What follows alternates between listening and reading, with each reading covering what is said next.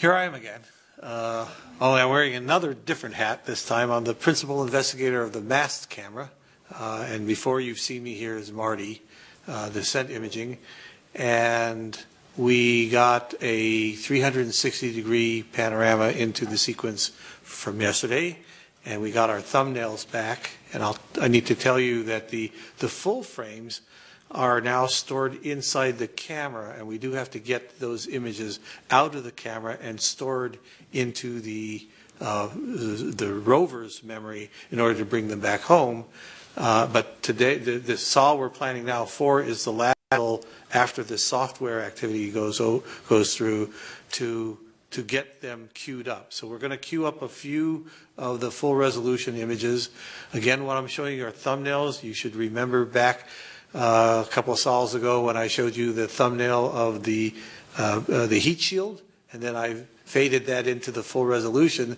That's the kind of difference you should expect to see between what I'm going to show you now and what I'll show you when we get some of the full resolution frames back. So if I can have the animation, please, or video. This is the full 360 panorama. It's the color as it was transmitted, except brightened up. It was pretty dark to begin with. You see there in that area going off to the right now the impact, or the plume impact site of the rocket plumes. We're now panning across the base of Mount Sharp.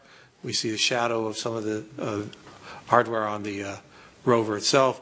We zoom in because there's a big gap of places we didn't take pictures, so this gives you a better view of the tier of images that we did get. You'll pick up the rim up at the very top and the haze. Haze shows up pretty well in the color.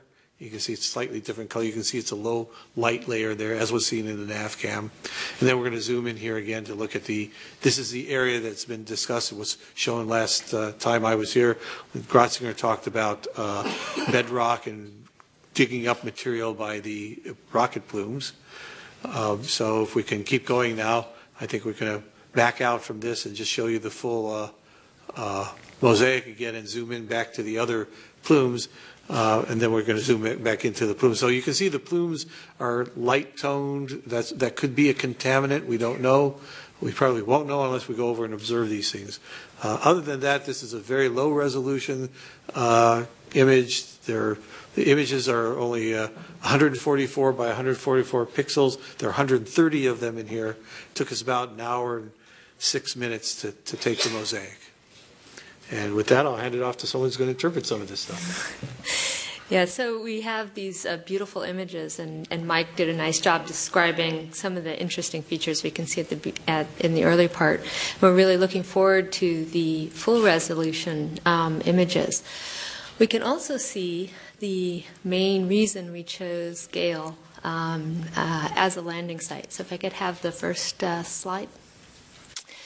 So this is the Navcam mosaic, and in the upper right you can actually see the main target area of where we want to go and why it was chosen. So in the hills at the background at about between 190 and 200 at the degrees at the top, you see these beautiful knolls and of layered rocks, and that is those layers are what's recording the history in Gale Crater, and they are one of the reasons we chose Gale Crater. The main reason is to study those rocks, so we can see those in the distance from where we are.